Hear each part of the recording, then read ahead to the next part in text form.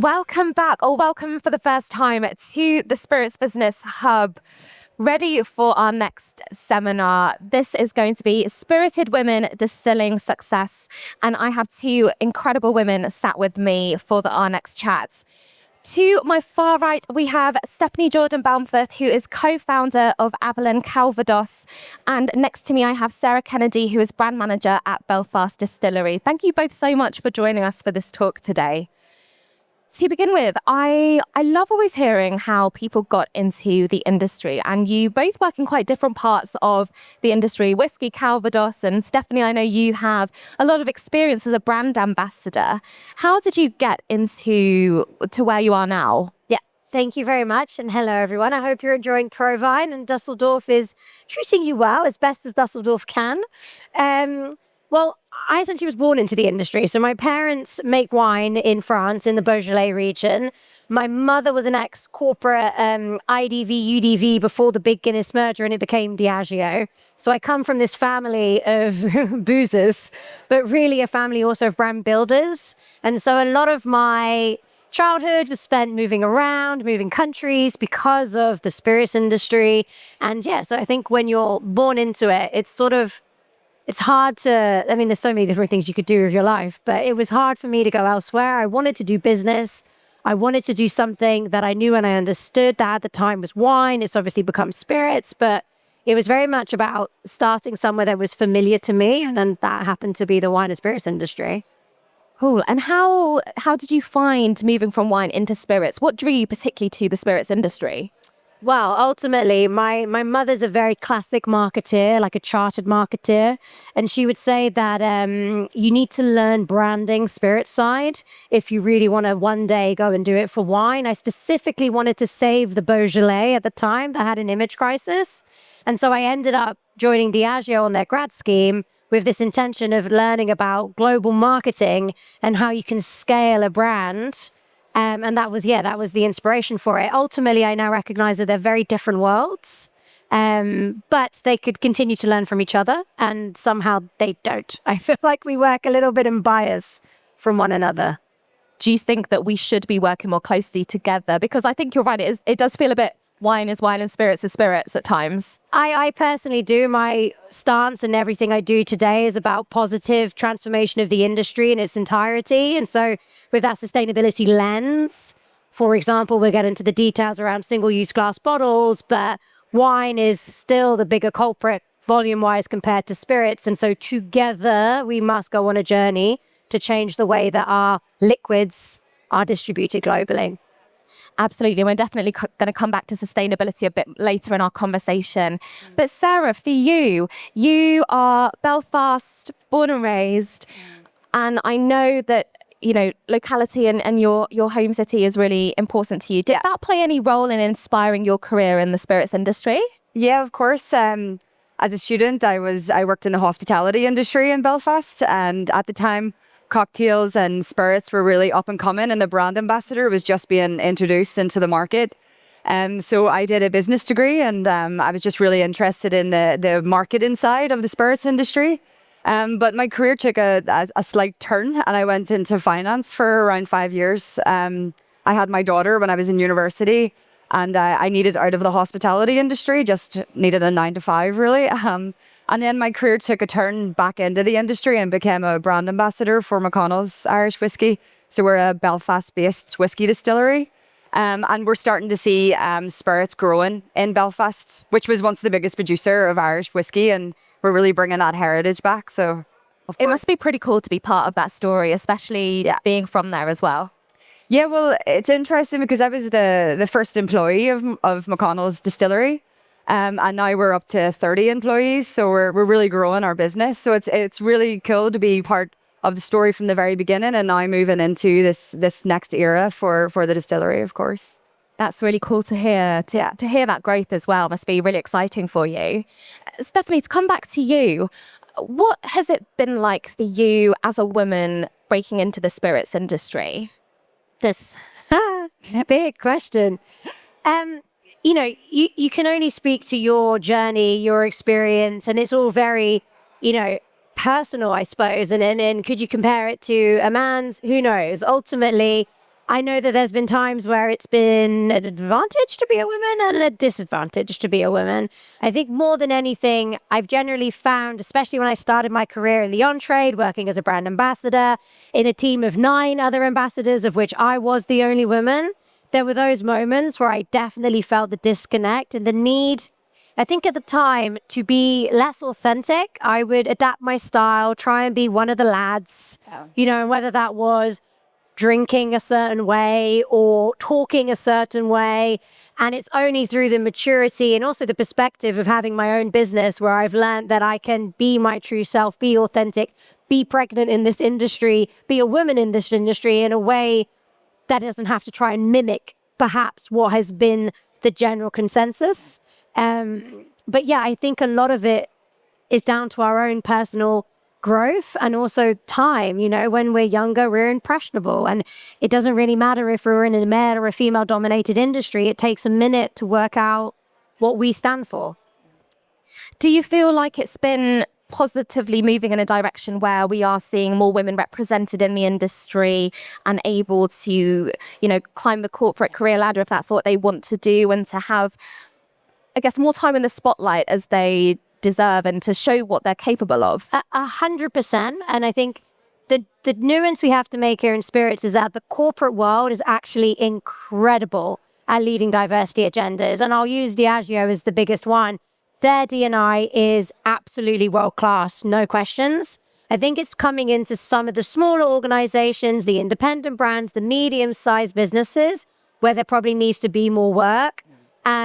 And ultimately, we see it as well, right? You're in whiskey. There is a big movement with our whiskey and women vocalizing, right? Their need to be recognized and held in the space, which classically has been more male-dominated. But I think if you look at worlds of sort of more tequila and mezcal, there's already a lot more diversity. The women are really strong and really vocal. So it kind of seems to depend also culturally in what category we're in and what size of business we're in. That's where I would see that there are differences and still a need maybe to improve. That's interesting to hear. And Sarah, for you, what has your experience been like in the industry? As Stephanie said, whiskey has had for a long time been very male dominated. There was this perception built that it was a male spirit as well. What has your experience been like? Well, as Stephanie said, everyone's experience is completely different. Mine was definitely different. As a brand ambassador, I maybe wasn't as young. I also didn't have as much time. I was a mother as well, which you get a very different experience. You can't really be one of the guys, Yeah. So my experience was very different. I had a very positive experience. I felt like when I started my career, it was during the pandemic. There was less of an expectation to go out in trade and to travel as much. But as time has went on, that definitely has evolved. I do also feel in the women in whiskey world, you're definitely seeing more women coming together and sharing their experiences. And the demographic is changing, of course. Between 30 to 40% of women make up the demographic for whiskey now. So it's definitely not as male dominated as it was in the past, for sure. I think it's really great to hear positive experiences from you in the industry, because I think we all know there is more work to be done, and we all know that there is more to do to be a truly equitable sector. Yeah. But particularly as, you mentioned you're a mother, Stephanie, you're expecting. Do you feel like as a mum, as someone who is about to be, are you experiencing positivity in that respect as, working women with young children or about to have a young baby? For me, sorry. If they ask me a question in 3 months, but you go first. For me, for sure, as I said, it was easier to start your career during the pandemic. People were, Zoom calls were becoming more popular. Travel wasn't as expected. It does have its challenges. Being a mother, there is this conception about leaving your children. But my daughter is going into high school next year, so things are getting a little bit easier. And there is also more opportunities for women too. And also having that work-life balance, I think, is definitely being introduced to some of the brands back home in Ireland. And Stephanie, for you, being currently pregnant, has that changed? Have you felt a change at all? Or has it been quite a positive experience for you to continue working in an industry like the booze sector? So I would say it's a strange experience. Strange because I love to imbibe. And while I'm very grateful for the no and low movement, I miss a delicious dry martini, right? But drinking aside, I think what I found really interesting is as an entrepreneur, I have a board, I have investors, I have people that I need to deliver for and against, including myself. And so trying to understand how motherhood is going to piece into that whilst respecting and ensuring that I am accountable towards those responsibilities, which are huge and financial and important, I think has kind of been the initial challenge. And I want to say, unsurprisingly, my board have been incredible. My investors, more than anything, have wanted to make sure that I'm giving myself the time. And that's been their first concern, that I'm taking the time to have my postpartum, to recover, to come back strong, versus, well, this is a problem for the business, okay? And I think we've built enough trust. The brand is 6 years old. I've been managing it the whole time. So this trust is established that they know that I'm going to be able to continue to make this work, however I need to do that. And I think, needless to say, having a supportive partner, and in my case, my husband gets 6 months paid paternity because he is employed by Diageo. That supports very much families, both men and women equally. That's actually giving me a lot of breathing room to get back and run the business. Yeah, that's really incredible because it's so rarely heard of to have that much time. I mean, usually barely a week or 2 weeks, I think, for the partners. Yeah. And we held an International Women's Day talk recently, and one of the brand ambassadors for Bushmills recently held a tasting for the trade in London. I don't know if you saw this or attended it, but they allowed women to bring their young children, and they catered for them and I just thought that was such an incredible move. And it allowed people who otherwise maybe wouldn't have been able to join to feel included, to not feel like they couldn't talk about their children, but they made high chairs with their names and set a proper place at the table for them. And they were able to go about and do their work as they usually would. And I just thought that's such an incredible move for the industry, and a sign of how things are changing positively. Love it. It's also been great to see more emphasis across the sector, I think, in terms of shining a light on the success that women have had. And I'd love to know from both of you, has there been a particularly poignant moment in your career that you're really proud of? Oh, there's many. Do you want to go, Sarah? I'll let you go first. Well, I'd like to say, thankfully, there have been a bunch of proud moments. I think ultimately what we've done with Avallen is trying to make a point that great tasting spirits don't have to give the planet a hangover. Everything we've created around Calvados and our raison d'etre is this holistic approach to we can drink the planet better. And I think if I look back in our we've renewed B Corp for a second time. We're 1% for the planet. We've won so many awards from being, best innovation in sustainability. We've frugal paper bottle pack, circular transition, reducing glass waste, all of these, amazing things. But I think ultimately, if I can just look back 5 years and say, I will leave the industry better than I found it, that gives me kind of the pat on the back I need every day to keep going. And as I say, I was born into this industry. I love it. It's what my family do. But knowing that I can continue to push it forward in a way that will sustain it for another 100 years, I feel very proud of. Yeah, you should do. It's a great goal to have, and it's great to see the work that you and Avallen are doing to achieve that. Thanks. Yes, so as a Belfast woman, born and raised, I think it's not a secret that Belfast has had really troubled times throughout the years, not just for women, for everybody, really, our community and our hospitality and our tourism industry. And what I find really a proud moment for me was when we opened the distillery, we had some VIP guests. But when I say VIP, they were local politicians, people from the community. And I did a tasting where it was quite a positive tasting, where we had ministers from different sides of the community all in the room together, and they were drinking Irish whiskey. And I think that was one of the proudest moments that I had, being a child of the, coming through the troubles and the Good Friday Agreement, things like that, starting to see the positive side of Belfast was a really proud moment for me. So again, that's really amazing to hear from you.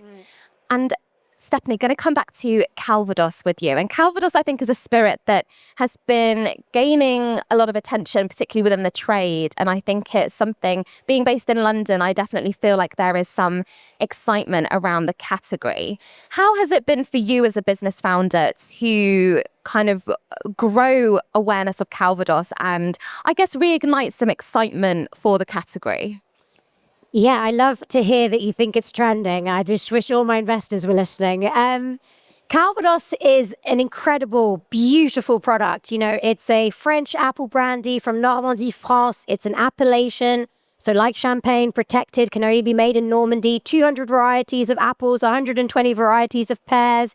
And it is a category that celebrates biodiversity, regenerative agriculture, low intervention, all of these buzzwords we're wanting to hear more of in our food systems. So when we kind of stumbled upon it, and really we did stumble upon it because the question we had with Avallen is, well, what would be the most sustainable spirit? ? And we were open to any answer, but it was the climate science that took us into these orchards and said, hey, look, these apples, this is the best thing you can make alcohol from. And so I feel like Calvados was just waiting to be rediscovered, because the practices have been maintained for centuries, and that is why it is so low intervention. So being able to come in with a kind of bigger corporate, global mindset, shine a light on all the good that was already happening, but essentially understand that while the product and the liquid was amazing, you need to know how to speak fluently with bartenders, and you also need to know how to brand and bring these liquids to life with the right storytelling, the right purpose, the right positioning, the right price. And so I think it was just the meeting of these two expertise that allowed for us to become these kind of, warriors of Calvados and ignite the passion back into the trade. And we're seeing it in Hong Kong and Singapore and New York. People loved Calvados, just no brand was talking to them. And sustainability has been such a big part of the brand since the very beginning. How much do you think that has played a factor in the growth and popularity you're seeing for Avallen specifically? I think for Avallen, the brand specifically, there has been a profound, emotional connection to that this brand stands for good. And while what we do, I wouldn't say it's complicated, but it's multi-layered. We talk about bees and pollinators. We talk about sequestration of carbon. We talk about, eliminating single-use glass. So it's complex. I don't think every bartender has the ability to retain that information, but they'll just kind of walk away with oh, yeah, you do good things. And that's kind of enough. And I think it's about that feeling that we have. And you talked about the Bushmill example. I loved your example is the community in Belfast, because everything we do from a hospitality perspective should be about how we make people feel. So with Avallen, I want bartenders to feel like they're making delicious, gorgeous drinks that do not cost the earth, right? And if they have that feeling, then that's enough. No, I think that's a great aim to have. And I think that's what's amazing about the spirits industry as well, is that it has such power to connect people. We talk so much about storytelling, but socializing and creating communities and ways to bring people together is such a superpower of our industry, really. Sure. And I guess kind of on the opposite to Calvados, Irish whiskey has been growing phenomenally over the last few years. So for you, Sarah, what has it been like to be part of a distillery and a brand that is helping to grow Irish whiskey further when it's becoming increasingly competitive? Mm-hmm. It is definitely just step into the Irish section in the Hall 5, and you can see that the brands are growing from strength to strength every year.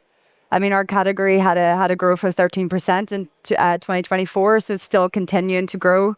And it's been an incredible experience to be part of that. As an Irish whiskey enthusiast myself, I've been following for a very long time, and from the days when there was only a few brands. But we are now the 50th distillery on the island of Ireland, so it's very interesting. It's amazing to be part of that community. I've met some of my best friends really through the industry. And you were continuing to introduce more and more people to the category.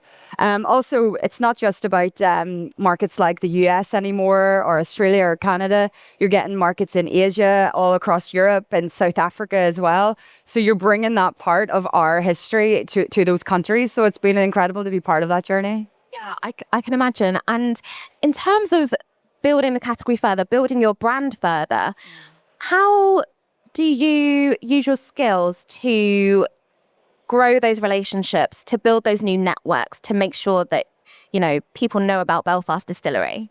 Well, something I'm quite proud of is really how I've got myself out there and how I've introduced people. I mean, shows like this are fantastic. We go to Bar Convent Berlin every year. We go to Whiskey Live Paris. I think it's really important for us to communicate and to show up. And the Irish whiskey industry is definitely doing that. So one thing that we're really, really good at is storytelling and being proud of our spirits and not being afraid to tell that story. Also, we're a very innovative industry. So it's not just about bringing out whiskies that are quite traditionally and the flavour profile. We're trying to experiment a little bit more too. So in terms of the category, it's a really interesting category and it's not afraid to be experimental either. And in terms of the on-trade, are you finding that they are equally excited to experiment with Irish whiskey?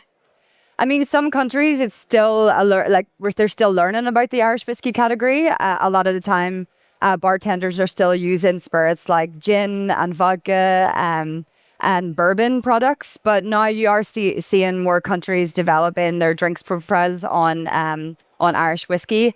And a lot of that is to do with the focus on the on-premise. So we focus quite heavily in some of the countries we work in the on-premise, including America, back home in Ireland as well. But it's definitely something that we're on a journey with, and to introduce the Irish whiskey cocktail onto the menu. One of the biggest examples is how the popularity of the Irish coffee has grown around the world.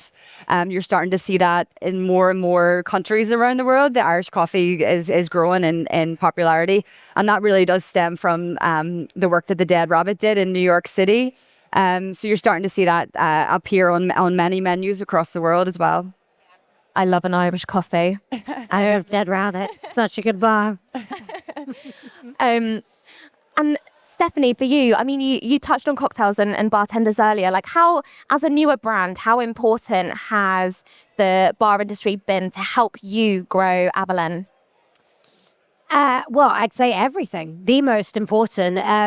Bartenders are our primary customers. They're the people that we speak to the most. The expertise we have at Avallen has very much been advocacy-led versus traditional consumer, or as I like to call citizens. I think if we call ourselves citizens, we feel more accountable and connected and less like we're just here to, consume. So the bartenders are our tribe. They are our customers. They're the ones that we speak to. They are the ones for us that can drive the most change and then the fastest, right? So their ability to understand, I don't know, new menu launch. Let me look at my back bar. Okay, do I have at least the 30% biodiversity? Am I just pouring grain, or do I also have potato, sugarcane, fruit-based distillates? A bartender could also look at, okay, is my menu just bought by big corporates, or have I kept, a percentage for independent, LGBT, minority, female-owned brands, right? And so if you educate the bartenders, they have an ability not just to implement change, but they can do it at scale. And I don't know if many of you know Gaz Regan, who was a historian, cocktail educator. He used to say, on one night, if 1 million bartenders did the same thing, bartenders can change the world. Mm. And I really believe in that quote. We saw it with the plastic straw, and all while silly old Donald reversed it, in about a year, the entire global industry decided to ban plastic straws. And we did it. It was done for a while. But the point being is, collectively, if we do decide to implement change, to boycott something and or to adopt something for its positive use, it can happen overnight. So yeah, bartenders so influential, so important. I was at another talk recently, and one of the speakers was similarly highlighting the influence that bartenders have. We see cocktails, have a renewed excitement. And that's because bartenders first love them and are serving them and making them and sharing them with people. And they really have the power to influence how and what we drink. And there is some incredible talent out there as well. Going back to what we were talking about earlier about experiences in the industry and working in the trade. And it's been incredible to hear the positivity from both of you. But there are times, of course, when that isn't always the case, unfortunately, for women in the industry. For anyone who is perhaps struggling to assert themselves, to have the confidence to have their voice heard, particularly if it's a very male-dominated room where they're not as supportive as we would like them to be, what advice would you have for them? It's a great question. I've got a really nice live example. A woman who was sort of an industry friend, but ultimately was someone that I ended up hiring at Avallen, called Caitlin Wilkes. Spent a year working on the brand and was really passionate about sustainability. But really, Caitlin was passionate about women in the industry and women having a platform and a voice. And so we started kind of talking about her ideas and her projects. And ultimately, it became very apparent to me that this is what she should be doing. And so she since has created a platform called the Ada Coleman Project. She was on the front cover of Drinks International for International Women's Day. She's become in the top 100 leading industry figures, and all because through some coaching and mentorship on my behalf, she was able to find her voice and to stand for her authenticity and consequently deliver change at scale. And I think, my advice here is you will have a sister, an older, a younger, a community sister. Ask for someone to mentor you. Ask for someone to coach you. Someone that's maybe done it before, or someone that you respect, or someone who you just think is really good at holding space for you, because ultimately you already have all the answers. You just need the guidance to unlock them. So that would be my number one thing. Find yourself a coach in another woman who can get you where you need to be. I was just going to add to that. I will come to you, Sarah, because I'm really keen to hear what you have to say as well. But our Whiskey Foundation, talk about mentorships. I think they've got a fantastic mentorship scheme that they do. So if you want to kind of find, I guess, more of a, what's the word, like, not professional, but organized mentorship is what I'm trying to say. You have Double Dutch do an annual mentorship program. Wonderworks Communications, which is an agency dedicated to the spirits industry, have an annual Wonder Sparkle something network. There's a few, and I think maybe even if we could probably compile a list and get them circulating, but look out for those schemes because they really make a difference. Yeah. Sarah, coming back to you, would love to hear from you as well, kind of what advice you might have. Well, for me, I have 6 sisters and huge female family. Sorry. And I also have a daughter as well. So I just find communicating with women so easy. But that's not always the case for some women. Some women would, feel a little bit guarded, or in a competitive environment, maybe don't reach out or talk to other women. But I would definitely encourage you to seek the advice from other women. I mean, my best friend is a girl called Lauren. She was a Bushmills brand ambassador. We used to team up on events whenever a lot of people thought, are you two just frenemies? Like we're competitors. But we weren't. We just genuinely had love and support for each other. So I find that broadening your community with male and females, not just females, but getting yourself out there and speaking to other women, I would say just don't be afraid to do that. I agree, because I think you'll be pleasantly surprised at the support there is in our industry. I think it's a really lovely industry to come into if you know next to nothing, if you already have experience. I think everyone is so willing to, for the most part, to share ideas and really help you achieve your goals and offer advice where they can. Yeah. In terms of representation of women in the industry, do you think there's room for improvement there? And do you have any thoughts on how we can better represent women in our industry? I tend to say, no, not really, because I don't notice it in my day to day. And then something striking, shocking, obvious, and I'm like, oh my God, there's just men happens. And I'm like, oh, okay, maybe we do. And the example I have is In the UK, we have this WhatsApp group called the Kindred Spirits. If anyone's an independent brand owner, you kind of go on this WhatsApp and we all connect and share information. There's 250 brands on there. And we talk about business. But this weekend, all it did was talk about rugby. And then all it did was talk about football. And I was just noticing there's a specific demographic, which is kind of like the majority, which essentially kind of overpower the conversation to whatever the theme of the lad is that weekend. And so that's where I'm feeling sometimes like, okay, yes, I see that there is perhaps some bias.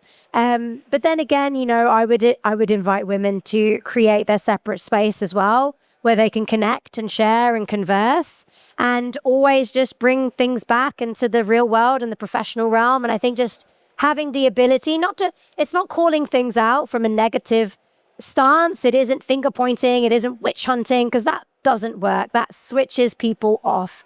It is just a fun, comical little comment, an emoji, a joke, a ha ha ha, and then everything falls back into place just as it should. So that's kind of my recommendation. Yeah. I think my experience, I was the first employee on the team, but as our team has grown, we have a very 50-50 workforce.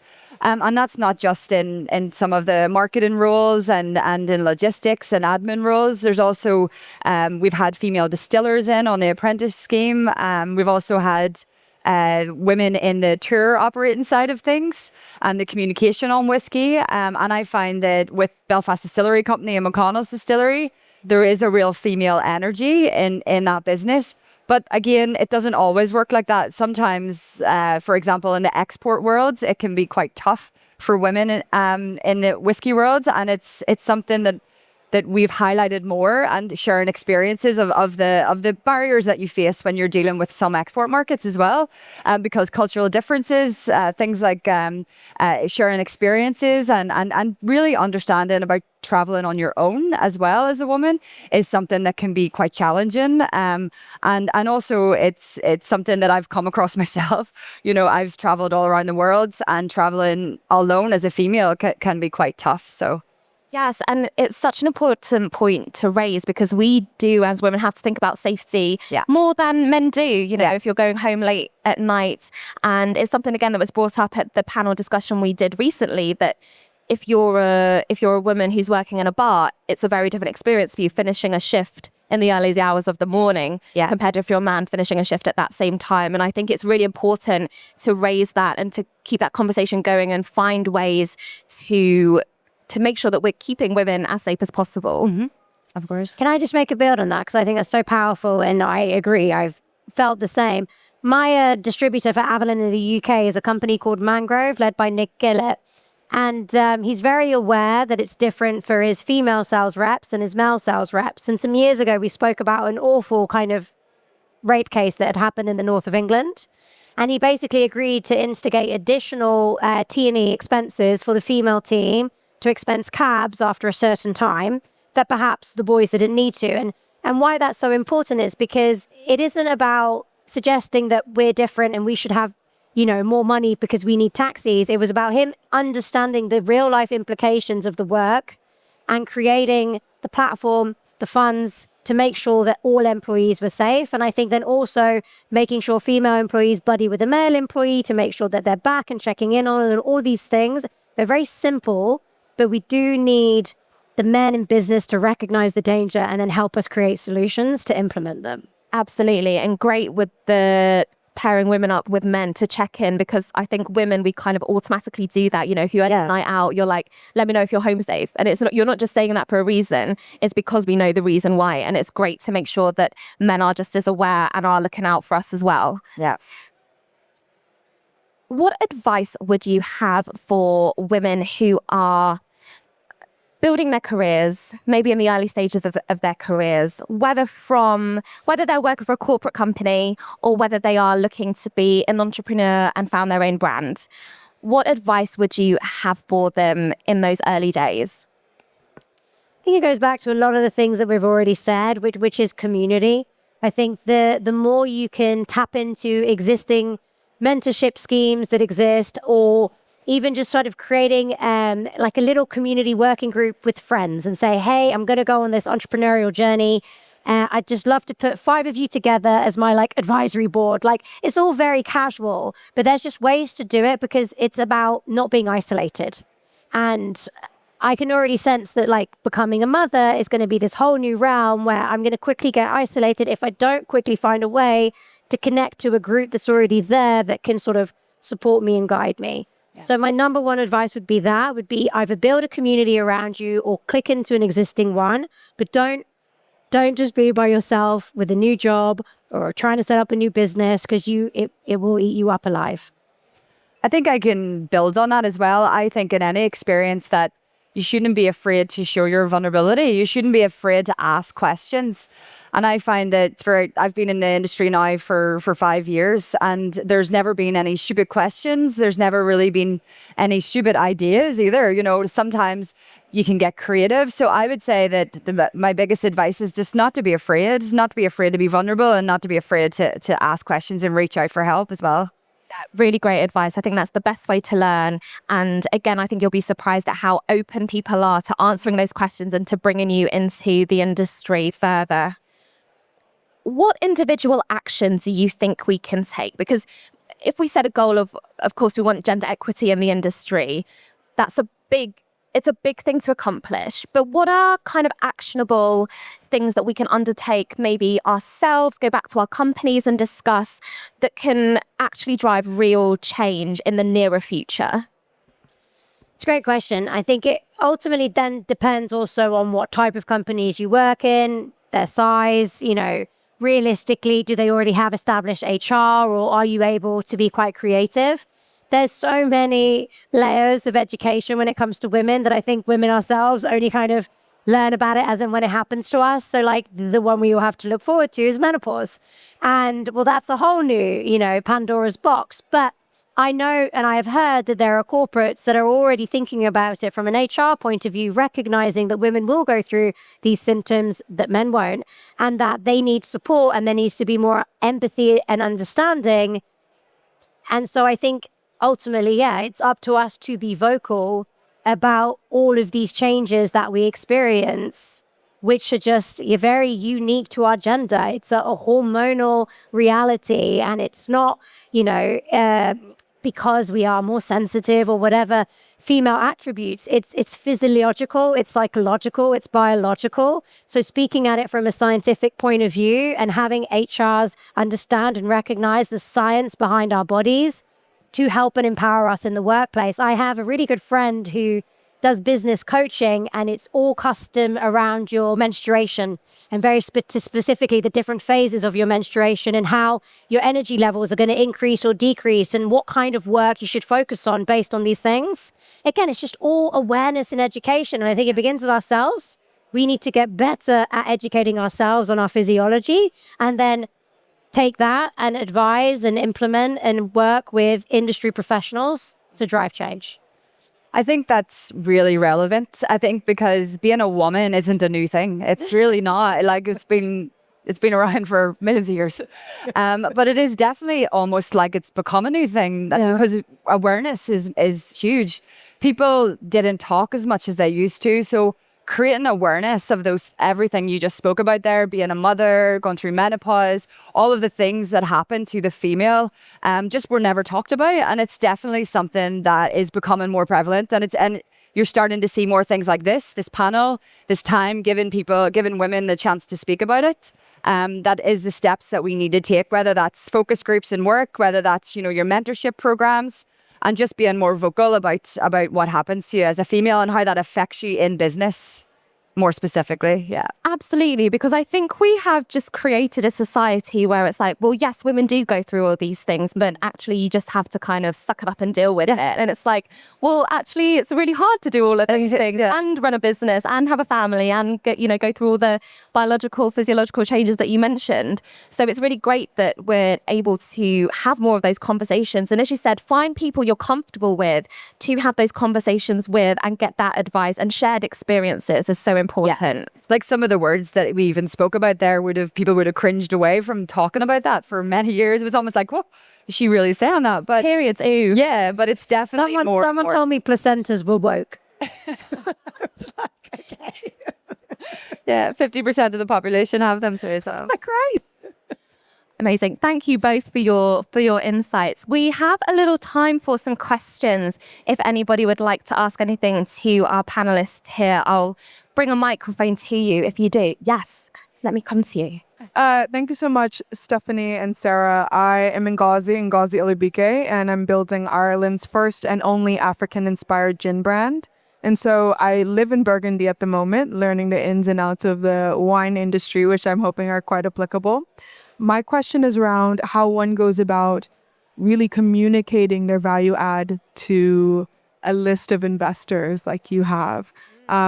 I know recently Diageo pulled its investment into Distill Ventures, which was committed to bringing people of color and minoritized communities into the world of spirits. Can you talk about how you really communicate the commercial value of the work you're doing to your investors and how you create a pitch that makes it compelling enough for them to see the long-term value in investing in communities? Thank you. Thank you for your question. And my goodness, you've got a big job ahead of you, but it's very rewarding. I think ultimately there's a few things to touch upon. When it comes to the Distill Ventures scheme, you know, Diageo was investing in innovation. And yes, there was a whole minority-led angle, which was kind of from social and culture. The current global spirits industry is suffering tremendously from a performance perspective. And so corporates are rallying in on core brands and doing the things they know how to do. So I don't think that is reflective of where the industry is going. It is an example that feels very tangible, but I think we should just accept it for what it is. And then going back to this thing around, you know, purpose, positive impact, etc. I think there's from an outward communication point of view, a lot of accreditations you can look at, things like B Corp, which will help you kind of distill all of the good you're doing into one little logo, which helps streamline conversations. But when it comes to investors, we're having to do a big piece of work, which is about longevity, not about immediate return from a financial point of view, but understanding an alternative new ROI, an ROI where our money is being used to literally positively transform an industry for good. I tend to use boomer guilt when it comes to climate change. And that's the angle we have with Avallen. Of course, everything's about sustainability of planet. And while, of course, that is people, for us, it's very much this planet side. And so the boomer guilt and a way for them to look at using their money to have a positive legacy is a way that I approach it. I think if your work is also going to be more social, you'll have to find an angle that connects to that. But I genuinely believe that at heart, we are all good. And it's just about reminding that business does not need to be different from that. Business should exist as a tool for meaningful change and to build value for our communities, and remembering that we are that. We are a community, whether global or local, we are citizens, we are not consumers, and that using business as a force of good is for the good long-term financial prosperity, but also general abundance of everyone. So I would love to talk to you more and have a look at it, see if I can help. Stephanie and Sarah are going to be here for a little while longer if you want to come and chat to them in person once we wrap up here. But thank you so much for joining us. Thank you both for such wonderful Thank you so much, Rita, for having us.